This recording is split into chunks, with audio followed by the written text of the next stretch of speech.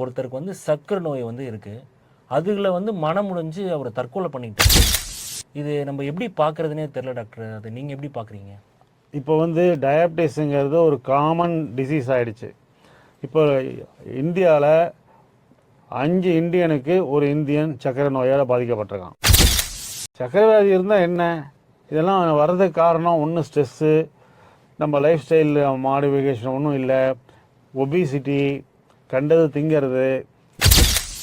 Stress is the most important factor for diabetes. அது நிறைய பேர் தெரிய மாட்டேங்குது. இந்த ப்ரெஷரில் இருந்தாலே இந்த சர்க்கரை வியாதி வந்துடுது. அதோட சர்க்கரை வியாதி இருக்குன்னு மனசுடைஞ்சு சாகிற அளவுக்கு ஒன்றும் கிடையாது. சின்ன விஷயம்னா கூட பயந்துடுறாங்க, யாருமே ஹெல்ப் பண்ண மாட்டாங்க அப்படின்னு நினைக்கிறாங்க. நாளைக்கு என்ன ஆகுமோ, நம்ம இதனால் கஷ்டப்படுவோமோ அப்படின்னு நினைக்கிறாங்க. இந்த பிரச்சனைகளை சமாளிக்கூட சக்தி இப்போ இருக்கிற மக்களுக்கு கிடையாது.